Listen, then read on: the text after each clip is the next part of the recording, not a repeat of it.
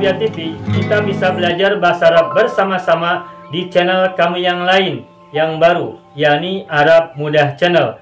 Mudah, asyik, dan nyaman. Materi-materi bahasanya berbeda, silakan kunjungi, subscribe, share, dan kita belajar bersama-sama. Arab Mudah Channel, mudah, asyik, dan nyaman. Semoga bermanfaat dan selamat menyimak.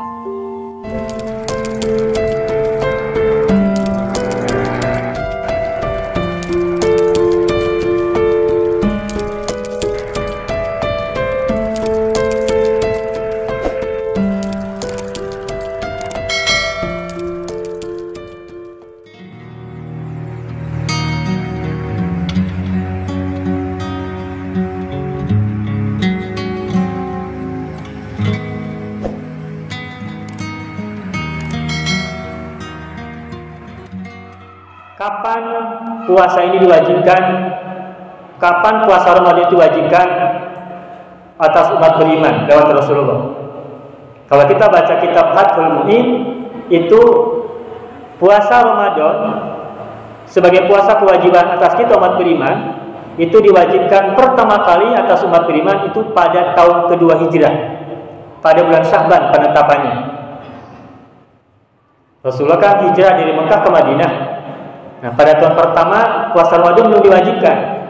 Nah, pada tahun kedua bulan Sya'ban turun perintah agar umat muslim melaksanakan puasa pada bulan Ramadan.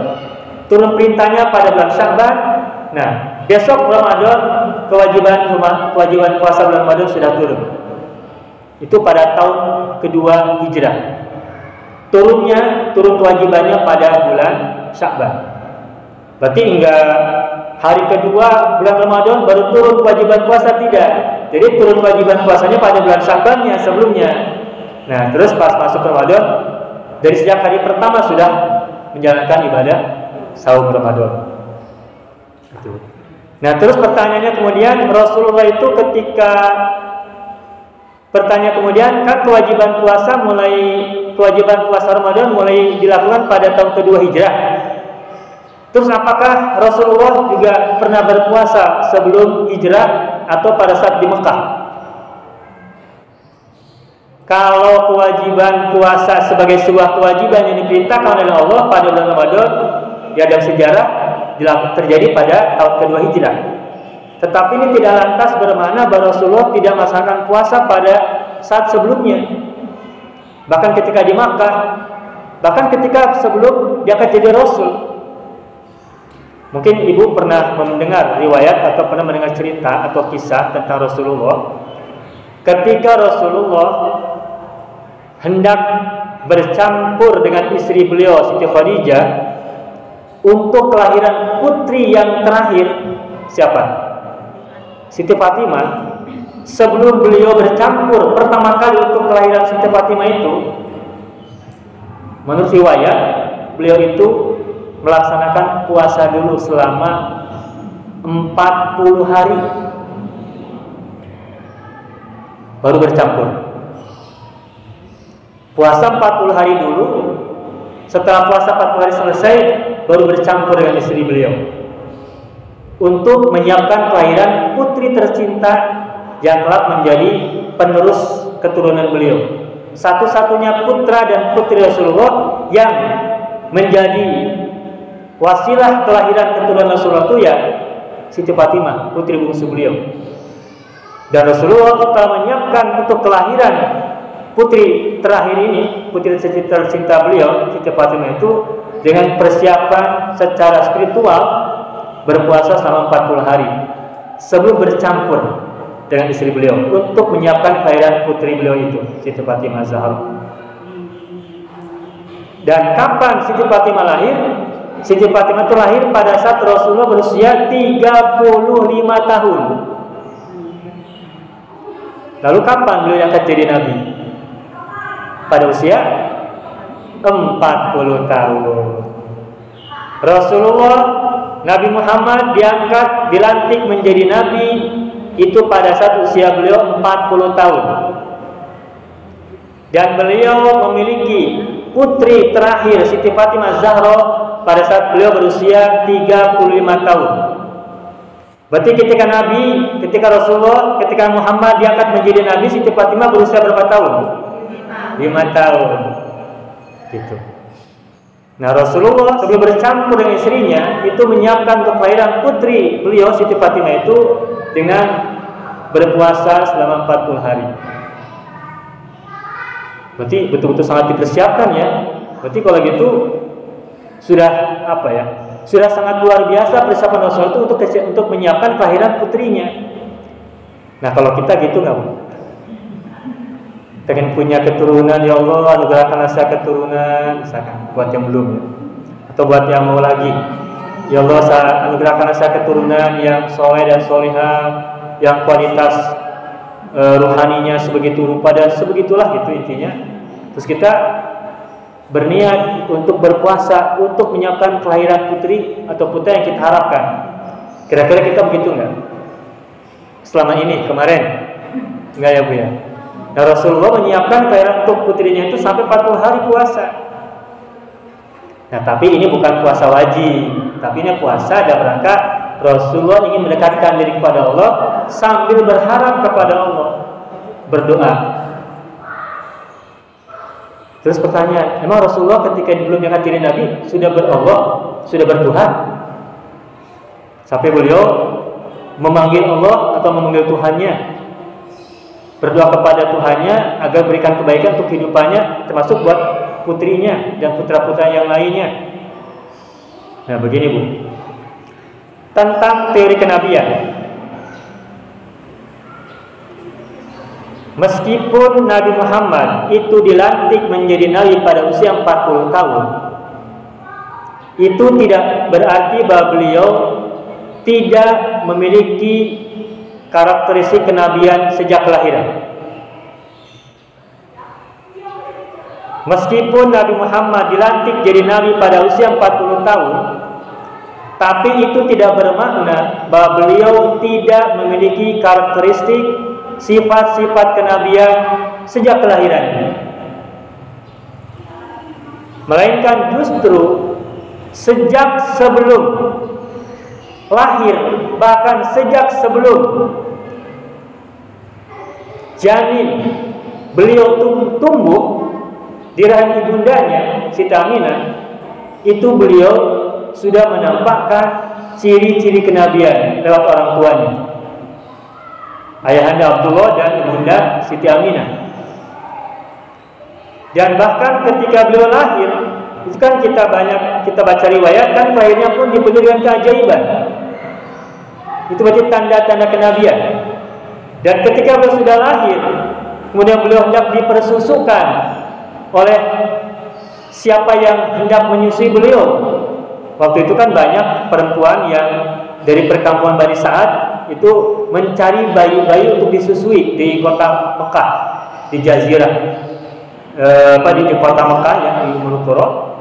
Nah, kemudian datang seorang perempuan, yakni Halimah Sa'diyah kan. Nah, ketika itu Halimah Sa'diyah itu perempuan yang mohon maaf punya unta yang untanya pun tidak kuat. Dan beliau pun Halimah Sa'diyah itu seorang perempuan yang disebutkan ASI-nya tidak begitu deras. Tapi begitu beliau sudah bertemu dengan bayi bernama Muhammad, itu keajaiban dari Allah untuk Rasulullah. Itu kemudian ASI Siti Halimah itu menjadi deras. Dan bahkan unta yang tadinya pun lemah mendadak kuat. Itu karena ciri-ciri kenabian yang muncul dari sosok Nabi Muhammad yang baru lahir ketika itu. Dan kita lihat, kita baca, dan kita dengar dari riwayat-riwayat tentang Rasulullah, itu banyak keajaiban-keajaiban, mukjizat-mukjizat yang ada pada Rasulullah sejak hari-hari pertama kelahirannya sampai seterusnya. Ketika balita, ketika remaja, terus tidak pernah sepi dari mukjizat-mukjizat yang diberikan Allah kepada beliau. Dan itu adalah tanda-tanda kenabian. Nah, makanya sekalipun beliau itu dilantik jadi nabinya pada usia 40 tahun, itu bukan berarti lantas beliau tidak memiliki karakteristik seorang nabi pada saat bayi. Beliau justru sudah menampakkan ciri-ciri seorang nabi sejak kelahirannya pun demikian. Maka ada teori tentang kenabian, semua nabi sejak kelahirannya sudah terlindung, sudah terjaga dari semua jenis kemaksiatan, dari semua jenis kekufuran, dari semua jenis kedurhakaan. Semua orang yang kelak diangkat menjadi nabi itu sudah menampakkan sifat-sifat yang terpuji sejak kelahirannya. Dan mereka semuanya tidak pernah tercela baik dari segi akidah, keyakinan maupun akhlak. Dan kata lain, sebenarnya semua nabi, semua rasul itu sejak lahirnya sudah menjadi seorang nabi sebenarnya. Hanya saja pelantikannya ketika sudah turun malaikat Jibril, pelantikan sebagai nabinya. Tetapi kalau karakteristik sifat-sifatnya sebagai seorang nabi sudah sejak lahir. Maka sejak lahir itu Nabi Muhammad itu tidak pernah kufur, tidak pernah maksiat, tidak pernah berhalak buruk, tidak. Dan semua nabi juga begitu. Dan kita lihat Nabi Isa itu ketika dalam gendongan Siti Maryam sudah berkata, aku adalah hamba Allah dan dia menjadikan aku sebagai seorang nabi. Itu masih digendong, masih baru beberapa hari.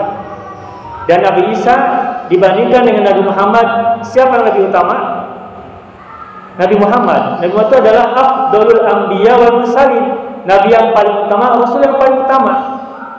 Nah, Nabi Isa yang bukan nabi paling utama itu sudah diangkat jadi nabi sejak kelahirannya. Nabi Yusuf kapan diangkat menjadi nabi? Pada saat usia anak-anak, ketika beliau dilempar oleh saudara-saudaranya ke sumur. Kemudian ketika di sumur beliau ditinggal oleh saudara-saudaranya, beliau berdoa. Itu kemudian pada saat itu turun malaikat mengabarkan kepada dia bahwa nanti apa yang dilakukan oleh saudara-saudara itu nanti akan dibalas. Nah, itu Nabi Yusuf ketika itu diangkat menjadi nabi pada saat di sumur.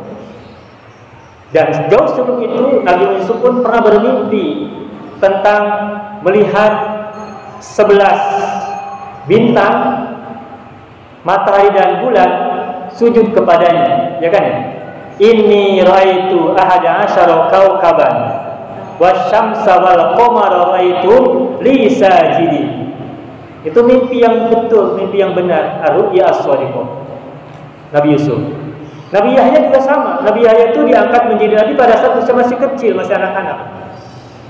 Nah, kalau begitu maka ketika Nabi Yahya, ketika Nabi Yusuf, ketika Nabi Isa dan beberapa nabi yang lain sudah diangkat menjadi nabi pada saat usia masih kecil, masih anak-anak, bahkan masih bayi, maka dalam teori kenabian semua nabi itu sudah menjadi nabi sejak kelahirannya. Apalagi Rasulullah Nabi Muhammad. Rasulullah itu Nabi Muhammad sudah menjadi nabi sejak kelahiran. Karakteristiknya sudah menjadi orang yang memiliki karakteristik kenabian. Akhlaknya sudah menjadi alat yang berakhlak seperti seorang nabi. Gitu.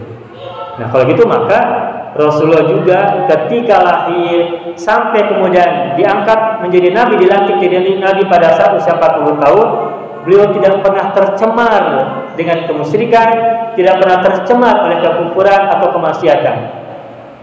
Makanya kan dalam Al-Barzanji ada syair gini. Hafizul ilah karamatan li Muhammadin. Terus abaul amjada saunal ismi. Terus gimana?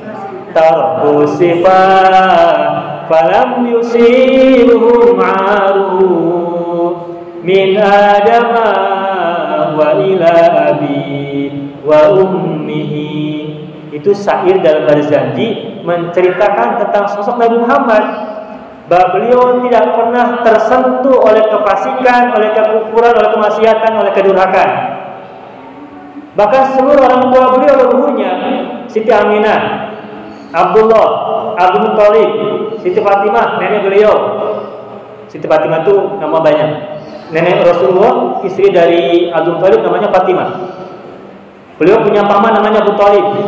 Abu Thalib punya istri namanya Fatimah juga. Nah, Rasulullah punya putri namanya Fatimah.